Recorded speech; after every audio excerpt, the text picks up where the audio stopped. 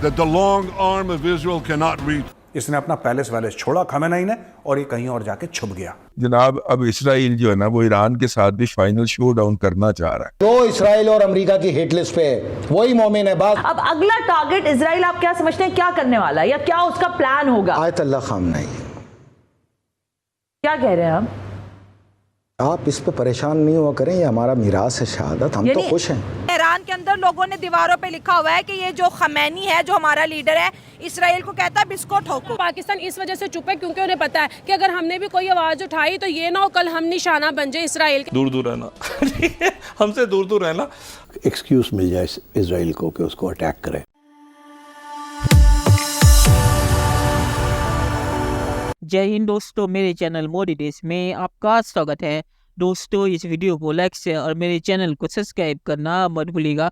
तो दोस्तों हसन नसरुल्लाह जो हिजबुल्लाह के लीडर थे उनके मारे जाने के बाद पाकिस्तानी मीडिया में मातम मच गया है और एक पाकिस्तानी पॉलिटिशियन है फॉर्मर, उन्होंने पाकिस्तान में एक और धमाका कर दिया है। उन्होंने कहा है कि हसन नसरुल्लाह के बाद ईरान के जो खामेनाई है वो इसराइल के निशाने पे है और जैसे हसन नसरुल्लाह को इसराइल ने मारा वैसे ही खामेनाई को भी इसराइल मारेगा। और ये सुन के ही खामेनाई बंकर में छुप गए हैं और ईरान के दीवारों पे और लिखा हुआ है कि हसन नसरुल्लाह के बाद खामेनाई का नंबर है। और पाकिस्तानी मीडिया है यहाँ पे एक लिस्ट भी बता रहा है कि इसराइल के निशाने पे और कौन कौन से लीडर है, जो सुन के पाक मीडिया भी चौंक गया।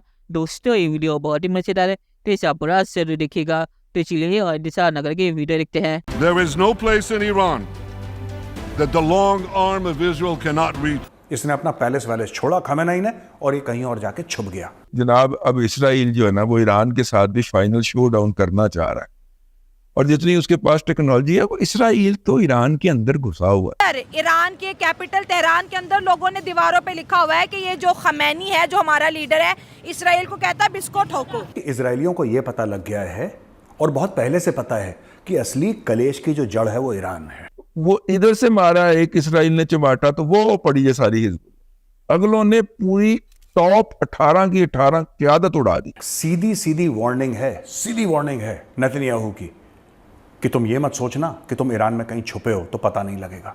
अब इस वक्त ईरान का रगड़ा निकल गया, उन्होंने ठोक के रख दिया है हिजबुल्लाह को। सब लोग इजराइल को कांग्रेचुलेट कर रहे हैं, ये पता नहीं कहां पे ये एक पैरेलल दुनिया में चल रहा है ईरान। तहखाना शेखाना वहां पे जाके छुपना पड़ गया क्योंकि इसराइल ने कह दिया कि अब हम आ रहे हैं तेहरान के साथ भी। तो पाकिस्तान इस वजह से चुप है क्योंकि उन्हें पता है कि अगर हमने भी कोई आवाज उठाई तो ये ना हो कल हम निशाना बन जाए इसराइल के। तो पाकिस्तानी बड़े सियाने हैं, ये जस्ट न्यूज पे हेडलाइन चला सकते हैं, ये कर कुछ भी नहीं सकते। दूर दूर रहना हमसे दूर दूर रहना। हमारे अंदर जो है ना यहाँ को पटाखा मत चला देना, मुसीबत पड़ेगी। तो जाहिर है कि जब ऐसी सूरत हाल होगी तो जो चंद मर्द हुर होंगे वो तो फिर टारगेट होंगे।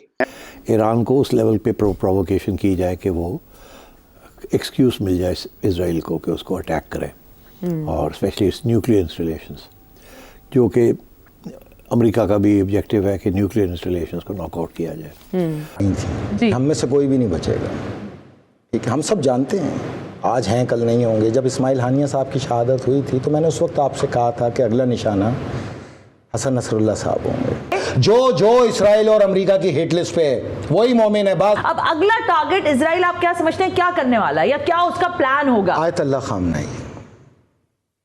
क्या कह रहे हैं आप इस पे परेशान नहीं हुआ करें, ये हमारा मिरास है शहादत, हम तो खुश हैं। यानी अगला टारगेट आयतुल्लाह खामनेई खुदा ना खास्ता हो सकता है, उनको टारगेट किया जा सकता है, इसीलिए वो फिलहाल महफूज मुकाम पर। बशारुल असद, फिर बशारुल असद, फिर रशियन प्रेसिडेंट, फिर रशियन। मैं आपको पूरी लिस्ट इनकी तस्वीरों के खाके इंशाल्लाह अगले प्रोग्राम में दे दूंगा। असल में कम्युनिकेशन के गैप जो आ रहे हैं ना उसमें हमें तात्तुल आ रहा है। हमें जो हम जिनसे राब्तों में हैं वो 67 लोग हैं, 40 शहीद हो चुके, नहीं 27 रह गए। के टैग के बाद कह रहे हैं ओआईसी की मीटिंग बुलाएंगे, 57 कंट्रीज बैठेंगे। अब सबको डर पड़ गया है कि इसराइल हमारे कंट्री तक ना आ पहुंचे। इतनी पॉपुलैरिटी है, लीडर सब मारे जा रहे हैं बड़े बड़े, क्योंकि हमारा तो अब सब कुछ हो गया खत्म, सब कुछ खत्म हो गया। हसन नसरुल्लाह साहब की और इस्माइल हानिया साहब की शहादत ने जो इम्पैक्ट दिया है ये एक सदी में नहीं पूरा हो सकता, एक सदी में। लेकिन अब तुम्हें नज़र आएगा हर फर्द हसन नसरुल्लाह, अब तुम्हें नज़र आएगा हर फर्द इस्माइल हानिया, अब तुम्हें हर फर्द जो है वो आयतुल्लाह खामनाई का जानशीन नज़र आएगा, उनका मुजाहिद नज़र आएगा। बिल्कुल आप बेफिक्र होकर बैठे हैं। इधर कब्र में लाश उतरी, उधर वो 72 घंटों का आगाज़ होगा जिसका दावा मैंने आपसे किया। जब पहला कदम मुजाहिदीन का इसराइल की सरजमीन पे पड़े, वहाँ से घड़ी में 72 घंटे देख लेना, जिन लोगों को इंतजार है ना 72 घंटों का। और OIC की बात कर लें, इनको बुलाया जा रहा है कि भाई अब हमें अपना डर पड़ेगा। जिस तरह से इसराइल बिल्कुल बेखौफ है, वो कुछ भी कर सकता है, उसकी पावर बहुत हैवी है। तो ये OIC का तो कोई मकसद ही नहीं है। तो खुद अमेरिका और इसराइल के गुलाम है, इन्होंने आके क्या मीटिंग कर लेना, ये जस्ट जाएंगे मीटिंग करेंगे और वापस आ जाएंगे। उसके बाद फिर किसी ना किसी कंट्री पे अटैक हो जाएगा। उसके मजीद अजाइम में जो आपने नाम लिया आयतुल्लाह खामनाई साहब का, अल्लाह उनकी जिंदगी दराज करे, लेकिन आपको लगता है कि ये इजराइल अब किसी और जोन में लेके जा रहा है? Not Israel, my dear sister, the whole world, NATO, American, UK, ताजे बरतानिया, अरब बादशाह, इंडिया, सब एक साथ।